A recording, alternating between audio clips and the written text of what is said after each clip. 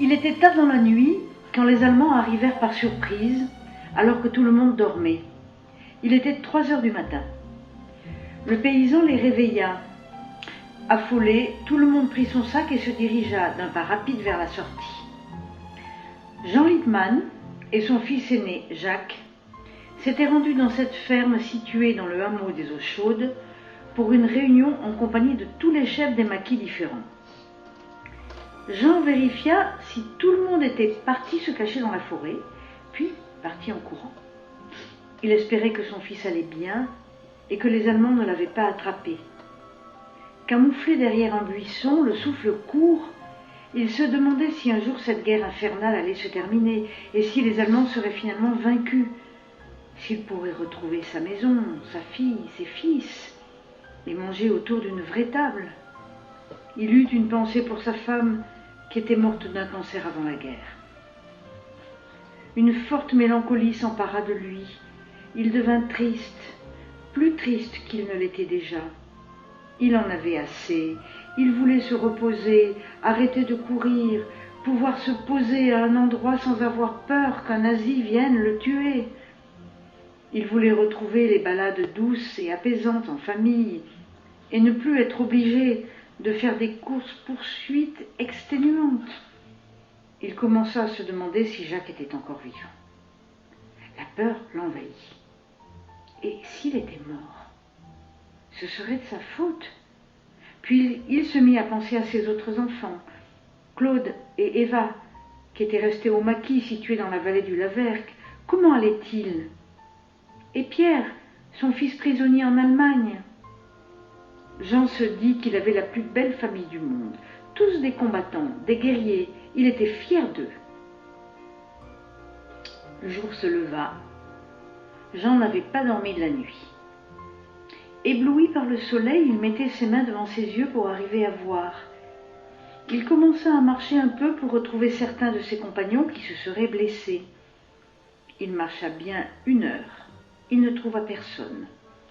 Fatigué du trajet, il s'assit dans l'herbe verte et encore humide de la rosée du matin. Soudain, il se souvint des affaires oubliées dans la grange, de l'argent, mais surtout des papiers, avec tous les noms des résistants, et un poste de radioémetteur pour communiquer avec les Alliés. Et si les Allemands les trouvaient, il devait aller les récupérer. Il se frotta les yeux, renoua ses lacets, mit son sac sur son dos et partit. Après 30 minutes de marche, il était enfin arrivé à la grange.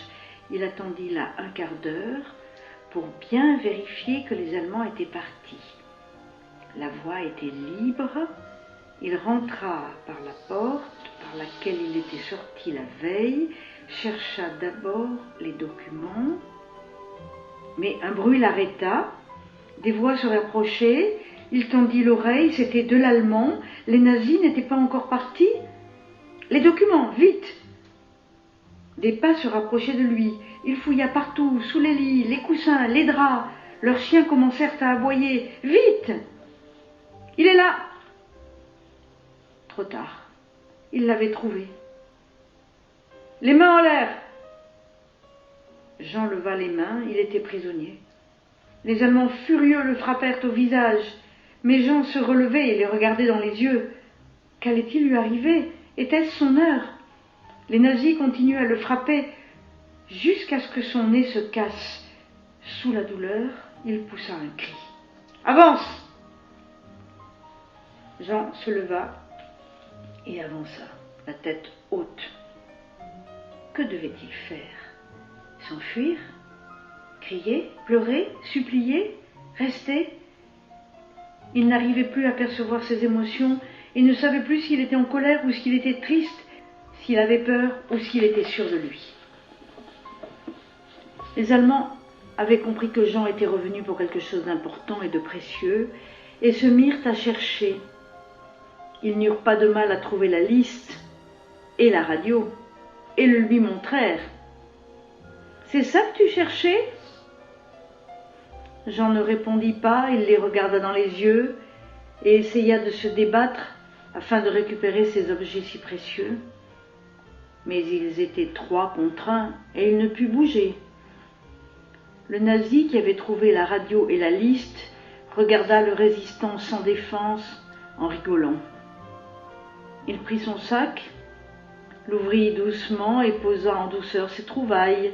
Puis il demanda à ses acolytes de lâcher leur prisonnier et il tendit le sac à Jean. Celui-ci se précipita pour l'attraper, mais au dernier moment, l'Allemand retira le sac et Jean tomba la tête la première dans la poussière. Les 4 hitlériens allèrent chercher leur victime et le menottèrent. Ils le firent sortir de la grange et un des hommes aux cheveux blonds désigna le sommet d'une petite colline. Jean comprit que ce qu'il pointait du doigt, c'était l'infirmerie de la Résistance. Il baissa la tête, les larmes aux yeux, pensant à tous les malades qui allaient se faire tuer ou emprisonner. Mais il eut une lueur d'espoir. Et si quelqu'un était parvenu à les prévenir que des nazis étaient arrivés la veille aux eaux chaudes, du coup, tout le monde aurait eu le temps de quitter les lieux et de se réfugier dans un autre refuge. Il releva la tête et, plein d'espoir, il demanda « Qu'allez-vous faire de moi maintenant ?» Les Allemands le regardèrent en souriant. Ils lui demandèrent de s'asseoir et de retirer ses chaussures, puis ils lui ordonnèrent de marcher jusqu'au sommet, pieds nus. La douleur envahit ses jambes au quart du chemin. Il essayait de penser à autre chose, mais la souffrance était terrible. Soudain, il s'arrêta quelques instants. Une pensée le tourmenta. Il était le chef d'un maquis. Pourquoi les nazis ne l'avaient-ils pas emmené au poste de torture? Peut-être l'ignorait-il et ce serait pour le mieux. Il ne voulait, comme personne, être torturé pour que les Allemands aient des informations sur le maquis. Le soleil était haut quand ils arrivèrent au sommet. L'horloge de l'infirmerie indiquait 10h30. 2 des Allemands entrèrent avec fracas dans la cabane de pierre et ressortirent avec les malades qu'ils fusillèrent une fois les avoir tous sortis. Il ne restait plus que lui, plus que Jean. Il était 10h50. Jean se retourna vers un grand et beau mélèze. Il avait toujours aimé ces arbres. Ils étaient grands, majestueux et robustes. Pour mourir, il voulait partir avec des pensées agréables. Sa famille, ses amis. Il se souvint des jeux d'échecs et de cartes qu'il faisait avec Jacques, Claude, Eva, Camembert et les autres. Il voulait être au chaud près d'un feu de camp en compagnie de rires et de chansons. Il se rendit compte à quel point la vie était belle. Il sentit des larmes couler sur ses joues. Puis il se demanda s'il aurait eu des petits-enfants ou des arrière-petits-enfants. Il aurait bien aimé jouer avec un petit garçon blond qui pourrait s'appeler Christian ou Vincent. Il rit. Il décida juste de fermer les yeux et de penser aux jours heureux. L'Allemand appuya sur la détente. Il dansait, chantait, jouait au soleil devant la maison où le maquis habitait. Claude, qui dansait avec sa fiancée Simone, aperçut au loin une silhouette qui venait vers eux. Il comprit vite que c'était un des leurs. Il vit le visage affolé de son compagnon.